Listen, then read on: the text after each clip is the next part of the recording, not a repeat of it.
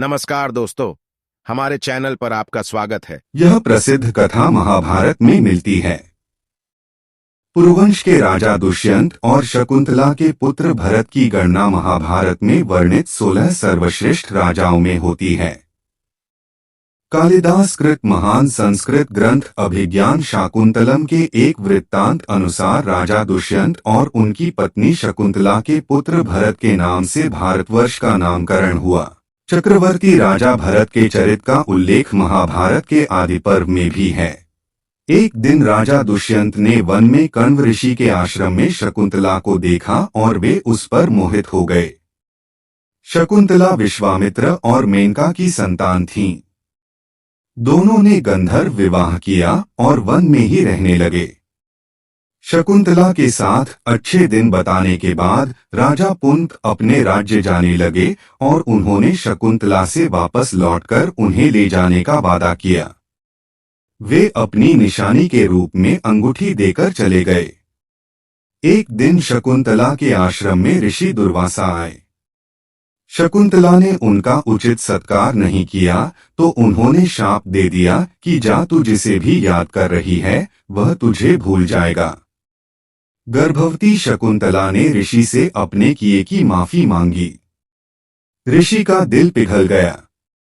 उन्होंने कहा कि कोई निशानी तुम उसे बताओगी तो उसे याद आ जाएगा। शकुंतला राजा से मिलने के लिए निकल गई। रास्ते में वह अंगूठी एक तालाब में गिर गई, जिसे मछली ने निकल लिया। शकुंतला राजभवन पहुंची, लेकिन राजा दुष्यंत ने उन्हें पहचानने से इनकार कर दिया। राजा दुष्यंत द्वार शकुंतला के अपमान के कारण आकाश में बिजली चमकी और शकुंतला की मां मेनका उन्हें ले गई। उधर वो मछली एक मछुआरे के जाल में आ गई, जिसके पेट से वो अंगूठी निकली।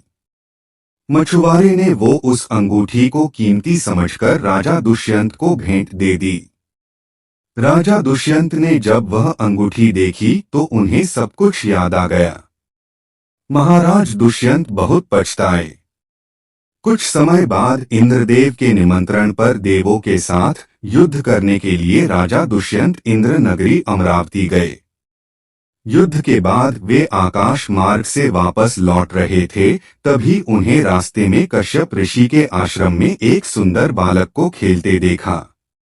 मेनका ने शकुंतला को कश्यप ऋषि के आश्रम में छोड़ा हुआ था। वो बालक शकुंतला का पुत्र ही था। जब उस बालक को राजा दुष्यंत ने देखा तो उसे देखकर उनके मन में प्रेम उमड़ आया। वो जैसे ही उस बालक को गोद में उठाने के लिए खड़े हुए तो शकुंतला की सखियों ने चेताया कि राजन, आप इस बालक को छुएंगे तो इसके भुजा में बंधा काला डोरा सांप बनकर आपको डंस लेगा। राजा ने इस चेतावनी पर ध्यान नहीं दिया और उस बालक को गोद में उठा लिया। लेकिन बालक को उठाते ही उसकी भुजा में बंधा काला डोरा टूट गया, जो उसके पिता की निशानी थी।